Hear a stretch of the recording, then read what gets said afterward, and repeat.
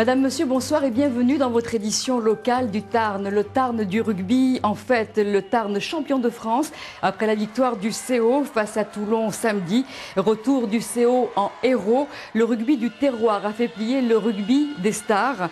Un capitaine inspiré et vaillant, un cocotte taquin et décisif, et c'est le bouclier de Brennus qui revient dans notre département.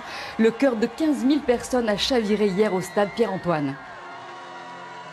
Castres, considéré jusqu'à peu comme simple champion du Tarn, a donc prouvé si besoin était sa véritable envergure, et cela face aux hommes de Johnny Wilkinson. Des joueurs humbles, solidaires qui étaient reçus en mairie de Castres cet après-midi. Le reportage de Myriam Brice avec Christian Vestard. Grâce à leur bouclier, ils ne passent plus inaperçus. Les Castrais ont su faire parler d'eux et de leur ville de la meilleure manière qui soit. Avec comme titre de champion de France, effectivement, on a parlé de nous partout. Je pense qu'il y a un certain nombre de personnes d'ailleurs qui ont découvert que Castres existait. Donc c'est vraiment pour nous une grande satisfaction effectivement d'avoir pu faire rayonner l'image de la ville et de montrer, je crois, une belle image, parce qu'au-delà du titre lui-même, de l'implication des joueurs, du fait qu'on a brandi le bouclier, il y avait aussi de belles images de la ville à liesse avec toute la population qui participait à l'événement. Merci et bravo, ce sont les mots du maire de Castres à tous les joueurs, aux entraîneurs, à la direction qui ont œuvré pour cette victoire. À vos côtés, évidemment que tout ça ne doit rien au hasard. Je sais que c'est le résultat de beaucoup de travail, de beaucoup d'envie, de beaucoup d'abnégation, de beaucoup de sacrifices. L'histoire est belle, l'histoire est parfaite et on est fiers, et j'en suis d'autant plus fier, moi, depuis maintenant quelques années, d'être ici, d'avoir passé par des moments très délicats, mais de faire partie de cette épopée. Donc on va savourer, on essaye de prendre chaque instant, chaque minute. Unis, solidaires, c'est collectivement qu'ils ont conquis ce titre. Ce soir, cette équipe savourera ses derniers instants ensemble.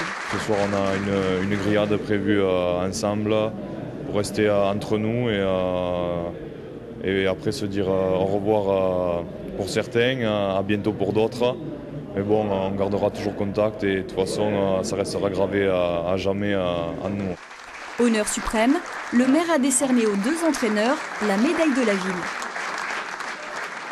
C'est les premières médailles depuis 1995, il n'y en avait pas eu d'autres qui ont été offertes, donc c'est vraiment quelque chose de touchant. Donc on espère qu'une chose, c'est que le Castres Olympique va continuer à être sur le haut du pavé sur les saisons à venir.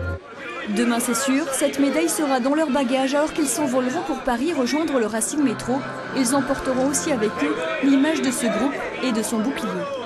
Après les honneurs, il faut penser à l'avenir. À Castres, même si on a la tête dans les étoiles, on garde les pieds sur terre. Quelle pourrait être l'équipe de demain? Élément de réponse avec le président Michel Dombes. C'était une excellente équipe qui était présente. Nous essayons de reconstituer une équipe de la même qualité. Dès le départ, vous savez, nous avions aussi lourdement insisté sur le fait que nous allions changer dans la continuité, c'est-à-dire travailler sur les bases, sur nos acquis des saisons précédentes. Donc les entraîneurs le savent très bien, il ne s'agit pas d'arriver en nous expliquant que tout ce qui s'est fait auparavant, ce n'était pas finalement très bien malgré le titre et qu'au contraire, ils allaient reconstruire. Non, nous n'allons pas reconstruire, nous allons construire sur l'existant. Et donc je pense que les changements seront peu nombreux et en tout cas, ils se feront dans la douceur. Cela peut paraître improbable, mais le petit village de Las Grailles, 360 habitants, abrite un pôle efficace de recherche d'emploi. Il s'adresse aux diplômés en quête d'un premier emploi ou de reconversion. Les explications d'Henri Rofritsch avec Christelle Nicolas. Là, il y a tout. Il y a le pavé compétences et ensuite à l'intérieur, formation, expérience, mais c'est vraiment très synthétique. Donc c'est un super exercice de synthèse, ça. Ils sont une quinzaine de bénévoles et de salariés à venir en aide à des jeunes ou moins jeunes diplômés en recherche d'emploi. Et grâce à des partenaires mécènes, ils peuvent aujourd'hui s'appuyer sur l'informatique et le net pour renforcer leur soutien.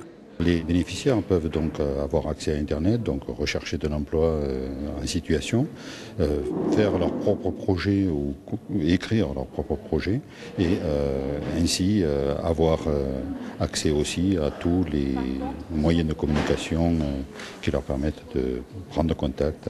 En 2 ans d'existence, Ensemble pour l'emploi n'a pas chômé pour remettre le pied à l'étrier aux demandeurs d'emploi qui ont sollicité ses services. Le nombre de bénéficiaires et surtout les résultats obtenus en témoignent. Nous en sommes à 32 qui ont intégré l'action et sur les 32, 76% sont déjà revenus à l'emploi.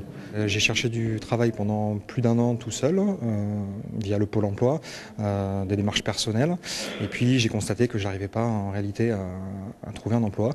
Donc j'ai tenté une démarche différente en passant par cette association qu'on m'avait recommandée. C'est une aide complètement différente, c'est un renouveau et ça permet de changer les choses.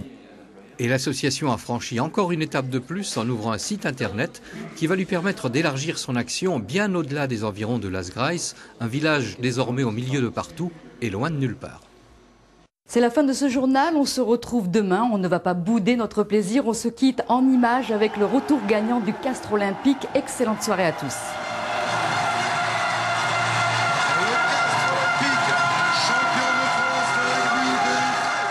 C'est une équipe énorme qui est en face, une très grosse équipe. On a réussi à le faire.